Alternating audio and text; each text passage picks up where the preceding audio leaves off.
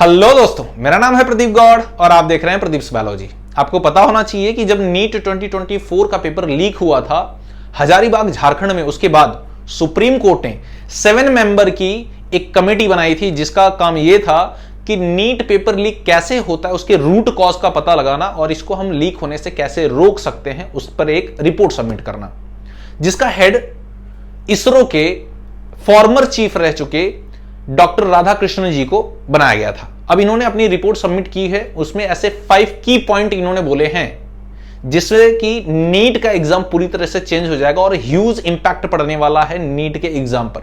वो 5 की पॉइंट क्या है उसको समझेंगे, साथ ही साथ ये सारे पॉइंट्स कब से अप्लाई किए जाएंगे एनटीए के थ्रू नीट के एग्जाम में, उसके भी बारे में जानेंगे।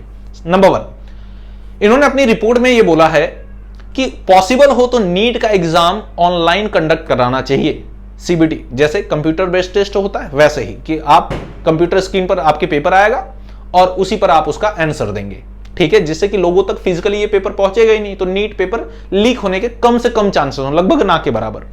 या फिर गवर्नमेंट को ये करना चाहिए या फिर एनटीए को ये करना चाहिए कि इसे हाइब्रिड मोड पर ले जाएं। हाइब्रिड मोड कैसे?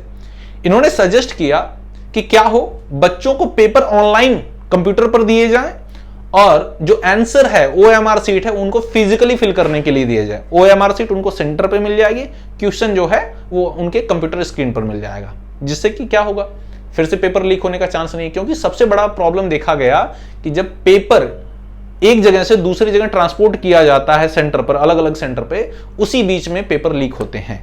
तो इसको रोकने के लिए इन्होंने ये सजेस्ट किया। सेकेंड पॉइंट इन्होंने ये बोला कि जैसे जेईई में 2 अटेम्प्ट होते हैं वैसे ही एटलीस्ट 2 अटेम्प्ट नीट में भी अप्लाई किए जाएं, जिससे कि ट्रांसपेरेंसी को मेंटेन किया जा सके। थर्ड थिंग इन्होंने बोला कि नीट के पेपर में अटेम्प्ट लिमिट लगा दी जाए। अभी तो कोई भी अटेम्प्ट लिमिट नहीं है, मतलब कि अगर आप चाहें तो 10, 15, 20, 25, 50 जब तक आप जिंदा हैं तब तक 50 आप नीट के एग्जाम दे सकते हैं।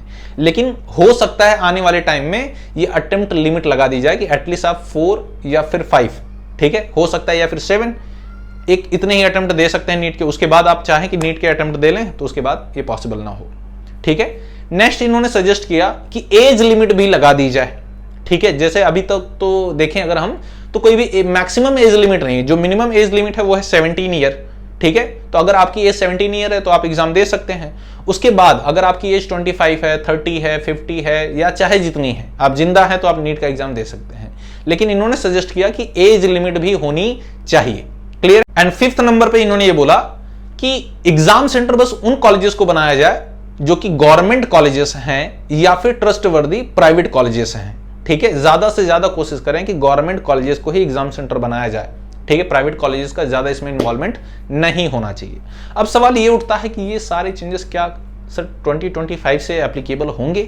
तो मैं आपको बता दूं, एज पर द जो इंफॉर्मेशन आ रही है उसके अकॉर्डिंग तो ये कहा जा सकता है कि कुछ हो सकता है, लेकिन मोस्ट ऑफ द केस में आप समझिए कि बड़े बड़े चेंजेस हैं, इतना जल्दी इसे अप्लाई करना पॉसिबल नहीं हो सकता। ये ज्यादातर पॉसिबिलिटी है कि ये सारे चेंजेस 2026 से हो, 2025 से बहुत ही कम चांसेस हैं। बाकी जैसे ही लेटेस्ट अपडेट आती है मैं आपको इन्फॉर्म कर दूंगा। आपको बस क्या करना है, चैनल को सब्सक्राइब करना है और वीडियो को शेयर करना है। मिलते हैं आपसे नेक्स्ट वीडियो में एक नई इंफॉर्मेशन के साथ, तब तक के लिए जय हिंद।